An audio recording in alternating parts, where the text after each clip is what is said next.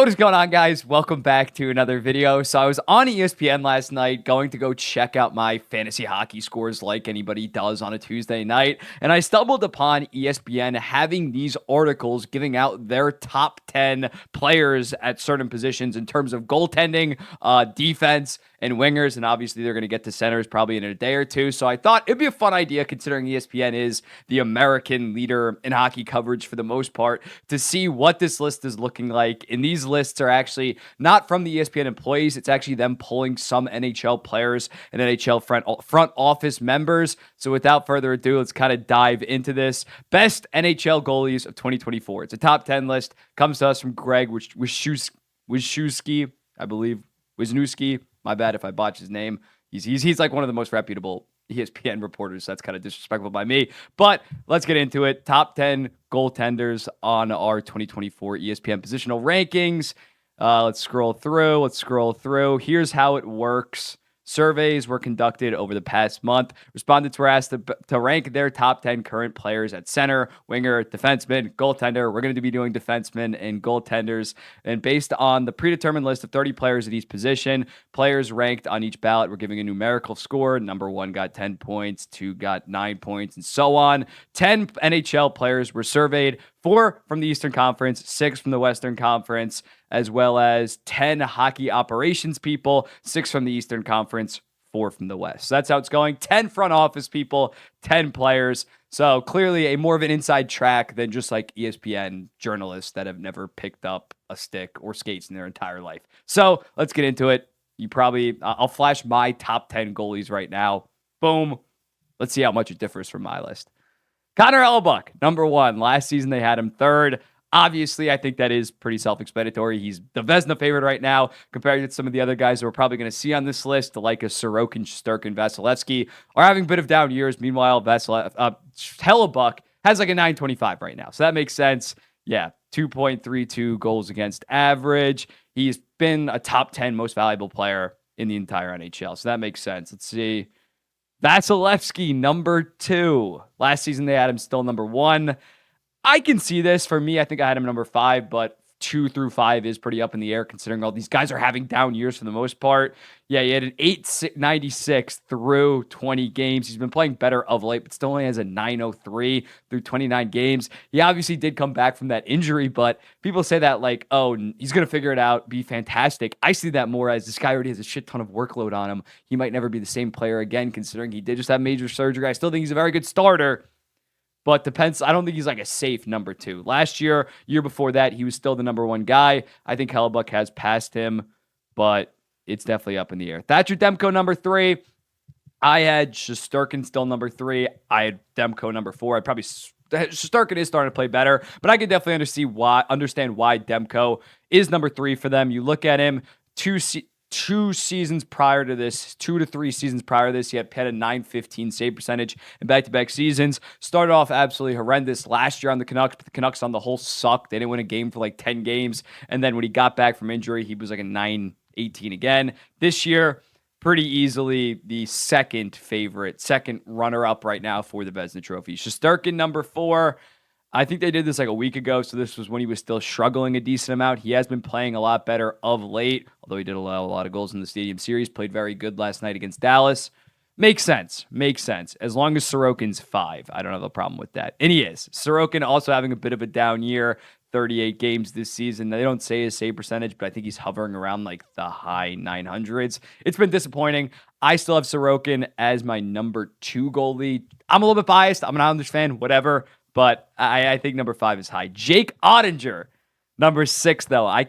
That means that he's ahead of Jeremy Swayman. I can't get behind that, considering they had roughly the same stat line last year. I think Swayman had a 920, Ottinger had a 919. Ottinger, do they have his stats? Yeah, he's a 906 right now. Swayman has like a 923. Like, Swayman has taken that next step. They're from the same draft class. They're from the same draft class. They're both from 2017. I don't know how Ottinger is ahead of. Especially Ottinger finished 5th last year, so I guess they're just clinging on to that. But I think that's just bias against Boston somehow.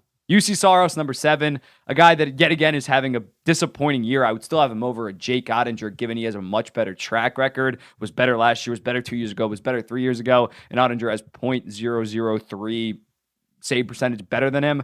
I can't agree with that. Swayman's got to be 8. Okay, Swayman is 8. That makes sense. But again, he has a 922 save percentage right now, 2.3. How is he behind Jake Ottinger? Whatever. Move that's like the one thing. Everything else, 1 through 5, I can be perfectly fine with, but I don't think you can have Saros and Swayman over Ottinger. I think that's ridiculous. Sergei Bobrovsky, number 9. I can definitely see them. I think I had him. You saw the list before. I didn't. I'm gonna edit that in post. But I had him definitely top 12 on that list, right, guys? So I'm looking at Sergei Bobrovsky. Obviously, after that fantastic playoff run, he was going to be high. He has a 913 save percentage. So he's playing like a top 10 guy, while on top of that being the best goalie in the playoffs last year. I think it is fair to have him in the top 10 at this point. And then Ullmark, number 10. Yeah, definitely not repeating the same season that he had last year, but still has a pretty rock solid 915 save percentage. Honorable mentions. Guys like Markstrom. I had Markstrom number 10 on my list, I believe, because he's playing so good this year on not that good of a Calgary Flames team, but I can understand why you wouldn't have him off because he was so bad last year. Are there any other honorable mentions? Connor Ingram, yeah, I had him like 15th on my list. You just can't really put him quite high yet, considering he doesn't have that track record. He's only 26 years old, only played like 27 games last year, so I wouldn't have him there quite yet. Adin Hill is an interesting one because he was so good in the playoffs last year, was great this year, but only played 20 games, as it says in the article, so I couldn't have him in my top 10. Other goalies of note, Carter Hart, yikes. John Gibson, I would not have him sniffing that. Georgiev, I would not have him sniffing that. And Joey Daccord, similarly to a Connor Ingram, just doesn't have that track record. Binnington being that high, he's playing good this year, but he has been so shit the prior 3 years. Overall, the only real problem I have with it is I would definitely have, is Tristan Jarry, did he get any votes? I know he makes some dumb decisions, but he's been pretty solid, especially the last 3 to 4 years. I would have had Tristan Jarry probably in this top 10. But who would I take out, honestly? Maybe I would have him at number 11 now. He was in my personal top 10, but I would have probably Bobrovsky in over him. Not that bad, besides Ottinger being way too high just because he still is young. But right now, Ottinger, not the 6th best goalie in hockey. Moving on to the defensemen. Okay, we're at the defensemen, top 10 defensemen based on players and executives' rankings. Let's go through it. Up first, I'm going to assume is still Cale Makar. That'd be a little bit wild if Quinn Hughes jumps him now. Cale Makar is on like a 6-game point streak, but he's still no doubt the best defenseman in the entire NHL. Up first, Cale Makar. Yeah, I mean, you can't really take him off. He's having like a down year this year and still has like 60 points in 52 games. He's still insane. That goes without saying. Quinn Hughes, number 2. I personally have Adam Fox still as my second best defenseman, considering the 3 prior seasons, Adam Fox was clearly better than a Quinn Hughes. And this season, he's being overlooked a little bit in terms of the fact that he did miss 12 games, but he's been a point per game, fantastic two-way guy, playing with Ryan Lindgren, who's having a very, very below average season by his standards. So I still have Adam Fox, but I understand Quinn Hughes is playing better this season. If Quinn Hughes, yet again, halfway through next season is still out playing Adam Fox, then I would switch them. But right now, I still got to go with Adam Fox based on the track record, and they're roughly the same age. Quinn Hughes is, 2 years younger?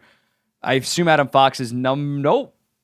Miro Heiskanen. Who am I on? Miro Heiskanen is my 4th best defenseman, but that's a little too much glazing. Miro Heiskanen is fantastic defensively, like top 5 in expected goals against per 60 this year. He's playing great, but over a guy like Adam Fox, Miro Heiskanen, I don't even think he's ever finished top 5 in his career in Norris voting. In this season, I would probably right now have Adam Fox over a Miro Heiskanen.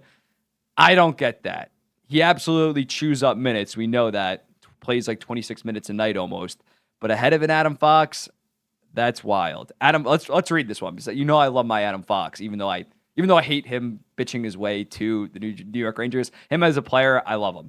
Fox continues to be a divisive defenseman. He only appeared in the top 3 of 7 ballots. Jesus. What is there, 20 ballots total? That is insane. He was left off 2 ballots. That's crazy. Like, again, that is if he was, dude, that's crazy. I don't even it doesn't even make sense to me. He's fantastic. Charlie McAvoy, number 5. McAvoy is still I believe he was still my number 5 defenseman in my most recent top 50 players. It was between him and Roman Josi, but I think Charlie McAvoy is a better defensive player than Roman Josi and gets the nod. He's come a long way offensively in terms of 3 or 4 years ago, you're just like a half a point per game guy, and now he can legitimately get you 65 to 70 points. Yeah, right now, this season, 33 points in 66 games, which is a career high almost for him. He's playing great. Victor Hedman, number 6. You look at Victor Hedman's defensive numbers, some of the worst in the entire NHL. I would not have him in my top 10. Some people, like all the advanced stats nerds, say that he's like the worst defenseman in the entire NHL. Obviously, that's ridiculous. He still is elite offensively, 52 points in 51 games. But in terms of a complete number one defenseman, last year, his numbers took a decent dip, and this year they're just absolutely in a toilet. Last year, I just thought it was a fluke. He's Victor Hedman. He's going to bounce back. Has not been the case. I would have him outside of the top 10. I could definitely see top 20, though. Best of his, yeah, I mean, he was like the best of his generation from like 2017 to like 2021, 2022. He was fantastic, but I do think his time has passed. I would definitely have a Roman Josi ahead of him.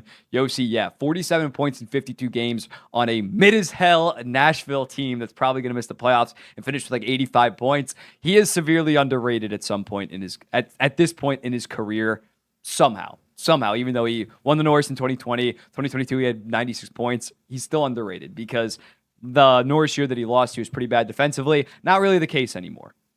Slavin getting respect. Wow. Good to see that the players and the general managers respect him, even though he doesn't put up the most gaudy point totals, especially this year. Yeah, this year he only has 22 points in 51 games, which is like a career low for the past 5 or 6 seasons. But still, he's one of the best defensive defensemen in the entire NHL. And you got to put him pretty high for that. Josh Morrissey, I was not fully buying the Josh Morrissey hype last year because it was like out of nowhere. He had 73 points. Yeah, 73 points last year.